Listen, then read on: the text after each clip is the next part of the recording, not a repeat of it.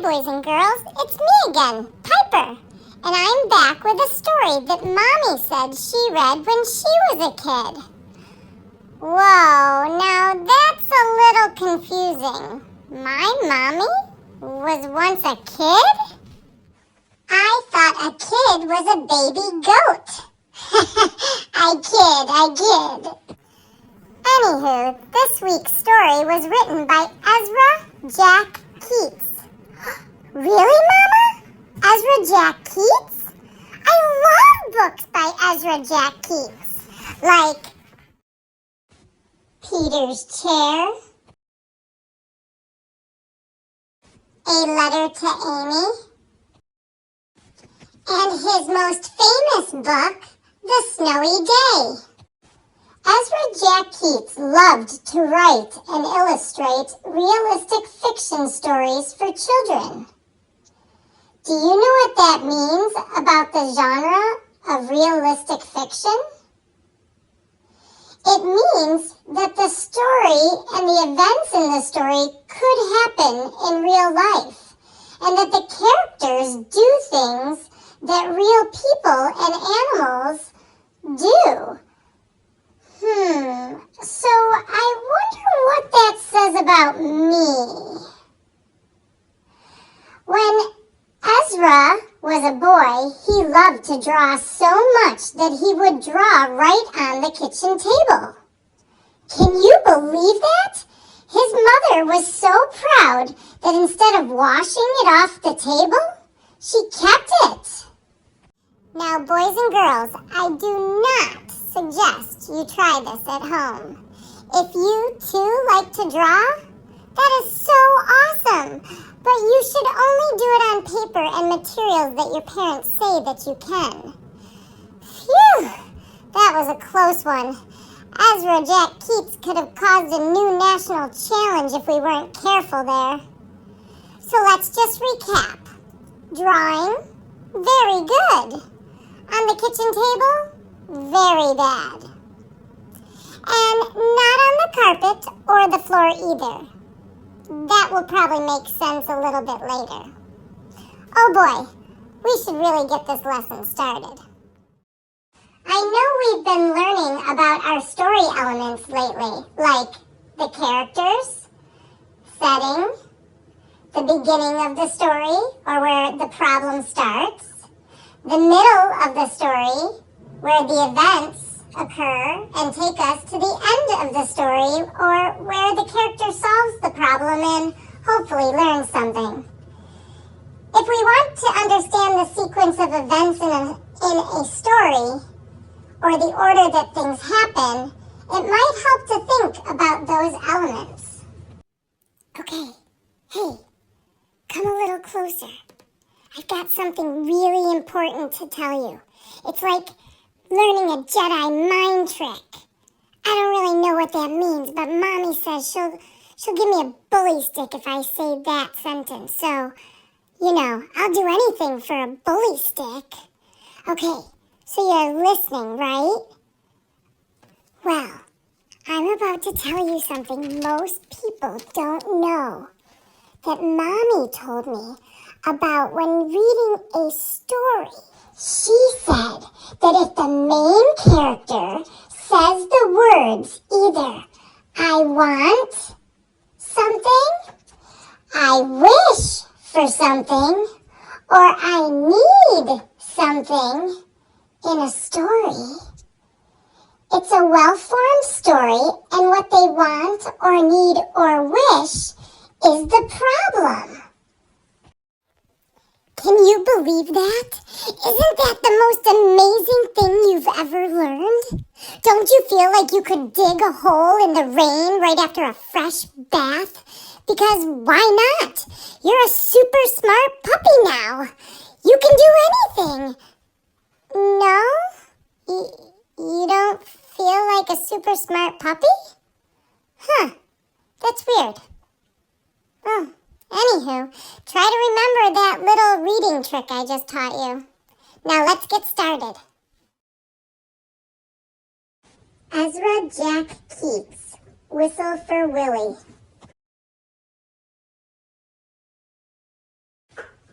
Ezra Jack Keats, Whistle for Willie. To Anne.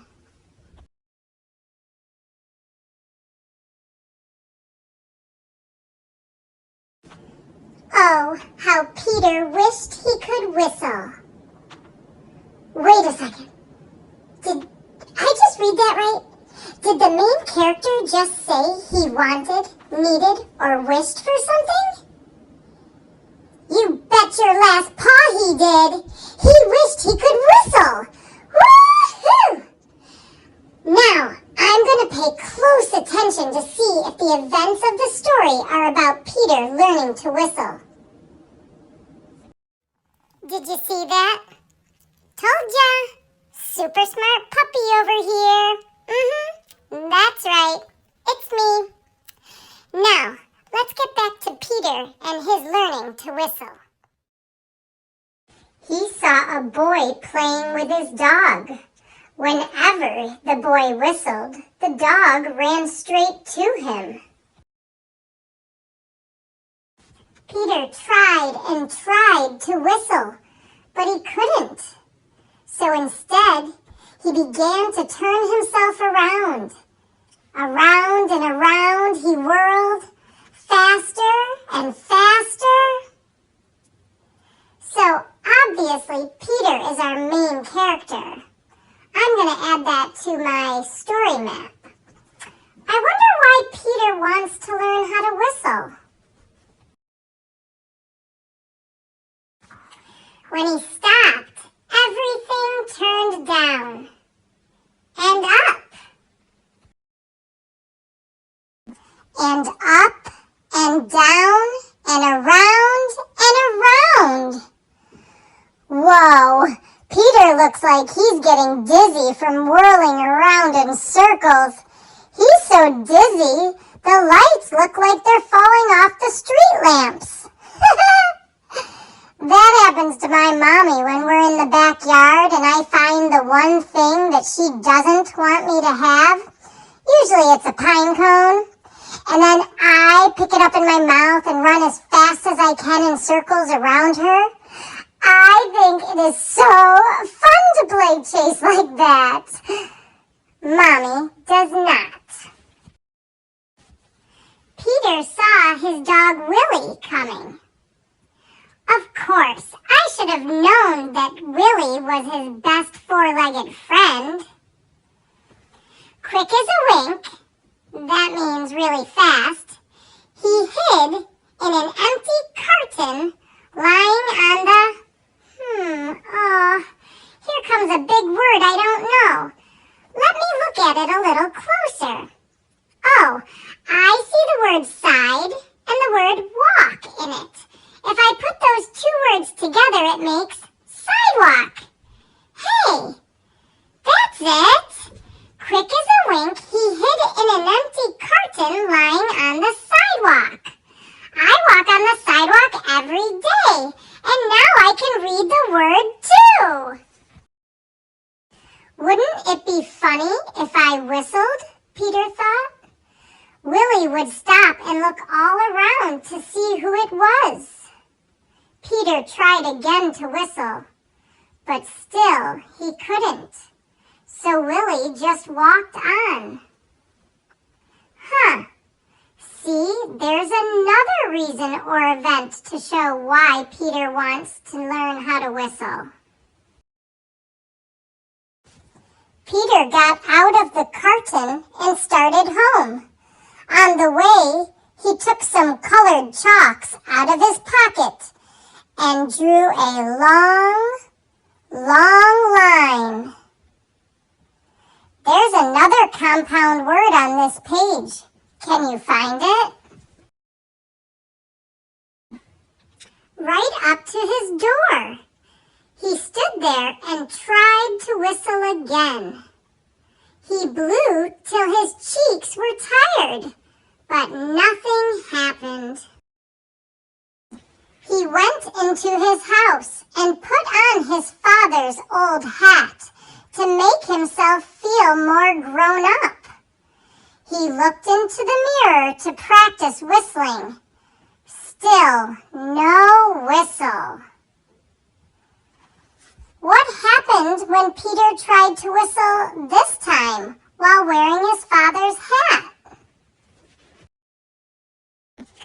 When his mother saw what he was doing, Peter pretended that he was his father. He said, "I've come home early today, dear. Is Peter here?" His mother answered, "Why, no, he's outside with Willie." "Well, I'll go out and look for them," Peter said. First he walked along a crack in the sidewalk. Then he tried to run away from his shadow. I discovered my shadow for the first time the other day, and it scared me so much I ran right behind Mommy. He jumped off his shadow, but when he landed, they were together again. He came to the corner where the curtain was. And who should he see but Willie? Peter scrambled under the curtain. He blew and blew and blew. Suddenly, out came a real whistle. Wow, Peter is very perseverant. I know this because he practiced a lot, and he didn't give up until he could do it. He's a smart boy, that Peter, just like I'm a smart puppy. Willie stopped and looked around to see who it was. "It's me," Peter shouted, and stood up. Willie raced straight to him. Peter ran home to show his father and mother what he could do. They loved Peter's whistling. So did Willie. I bet his parents are just thrilled that Peter finally learned to whistle. Kind of like how thrilled Mommy was to find out I know how to howl. Peter's mother asked him and Willie to go on an errand to the grocery store. He whistled all the way there, and he whistled all the way home. The end. Isn't that such a great story about loving your dog so much you learn new skills? Oh, and also about a main character who's perseverant, just like me. Like when I dig my holes, even though Mommy tells me not to. I keep trying, though, because someday I just might find a treasure. You never know. So, are you ready for your writing prompt? And a few other questions I came up with for you during this fantastic book? Remember, you only have to write and respond to the first one and send it to your teacher by Friday. But you are welcome to do as many of these questions as you would like. Here we go. Why do you think Peter learned to whistle? Can you give some examples from the story to support your answer? Maybe you could retell the story to a parent, grandparent, sibling, pet, stuffed animal, or even an imaginary friend. But don't forget to tell the events in order. Where is Peter when he discovers that he can whistle? How do you know? Maybe you can give some examples of how this is a realistic fiction story. In your writing, be sure to include capitals and punctuation where they need to go, and to put spaces between your words. Until next time, my friends, bye-bye.